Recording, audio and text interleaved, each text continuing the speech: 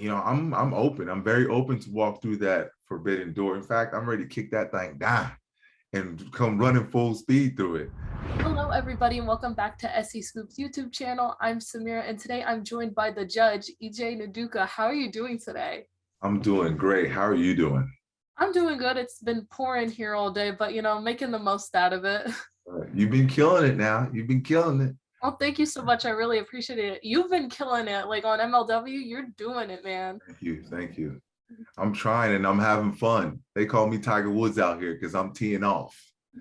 Well, coming up, you're going to be teaming with Alex Hammerstone and Richard Holiday. So how well do you think you'll team with them, considering, they were a team before, kind of still are, as the Dynasty? Right. I think I'll fit in really good. Both of them are titans of the promotion, and I respect them a lot. I know that I can learn a lot from them, and I think our styles will mesh really well.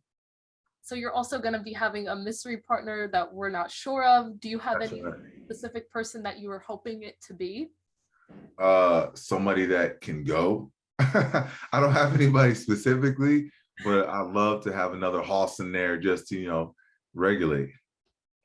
So we've talked before, and you previously discussed with me how you wanted to fight Fatou, so which you will be in the war chamber. So are you hoping to get on one-on-one with him during this time?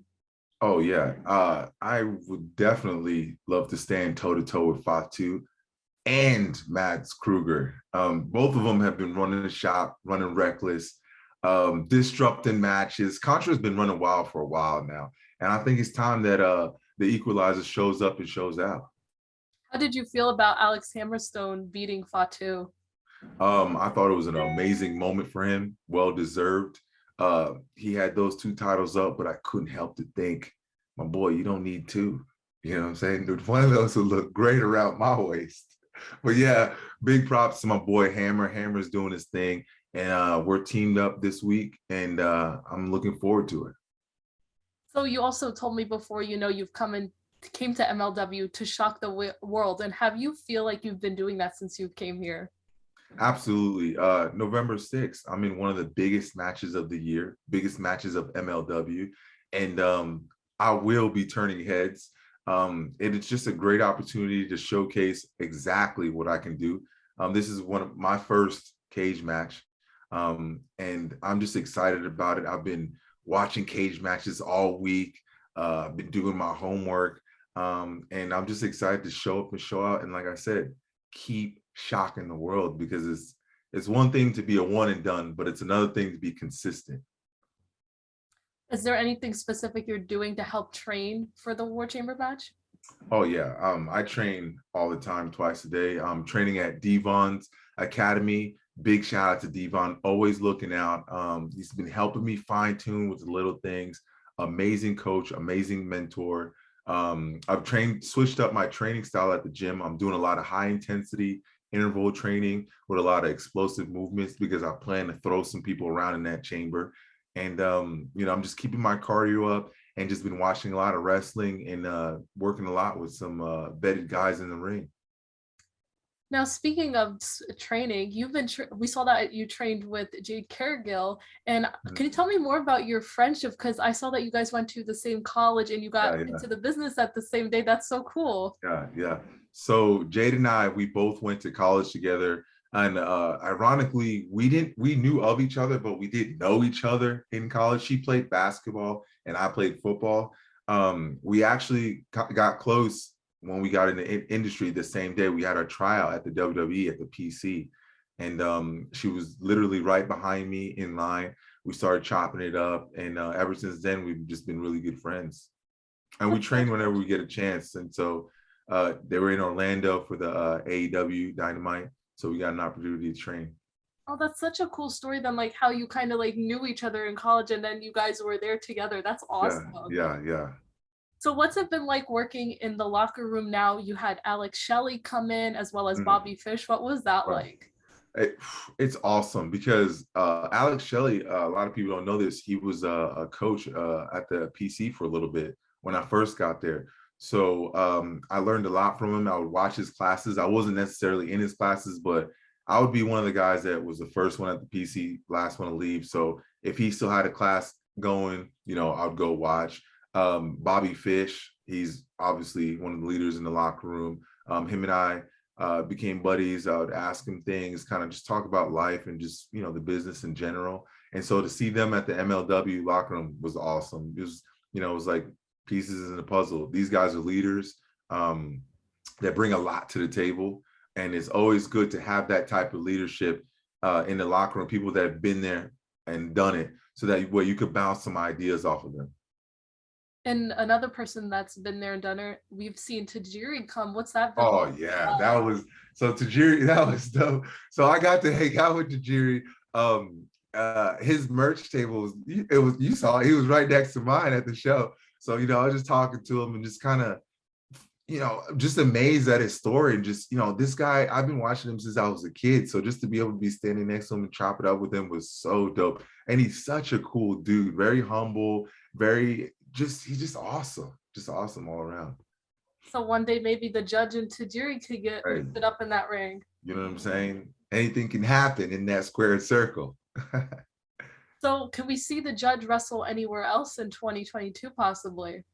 Yeah, it really just depends on the back logistics of everything. But me personally, I'm open. I'm very open to walk through that forbidden door. In fact, I'm ready to kick that thing down and come running full speed through it and just show the world exactly what I got to offer.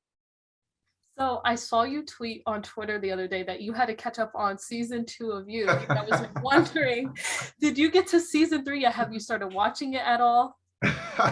Yeah, so You is a wild show. Joe Goldberg is a wild man. So first of all, I just want to say, it's crazy how people are normalizing that this man is a serial killer. Like, he straight up kills people on a whim. And then it just goes away. Like, he just goes back to his normal life. I'm like, this is not okay. So I'm watching this with my wife, and season 1, it was like years ago. And so she's like, hey babe, I want to watch season 3, catch up on season 2. So I'm like, all right. So there was like, what, 6 or 7 episodes. So all weekend we're watching it. And I'm just sitting there like, dude, this man is crazy. He's just getting away with everything. And I don't want to, everybody probably saw season 2 by now.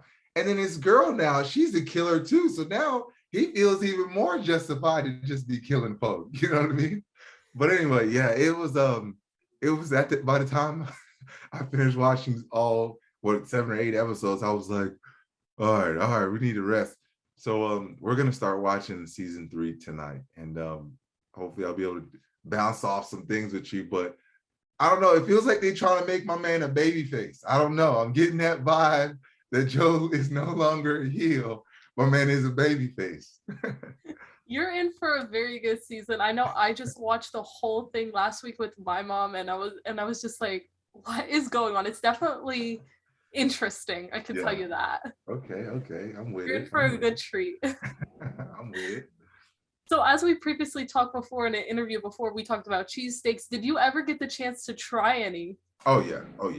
I went and I had 3. Matter of fact, I had the provolone, I had the American, and then I had the one, they said it was canned cheese, like a spray cheese they put. I forgot the name of it. Oh, Cheese Whiz. Yeah, Cheese Whiz. Yeah, I was like, what is Cheese Whiz? And they're like, oh, it's like the spray kind. I was like, yeah, let me get that too. I ate all 3 of them. Easy. And it was Went good. to Tony Luke's, or was it? Tony. Tony Luke's. Mm-hmm.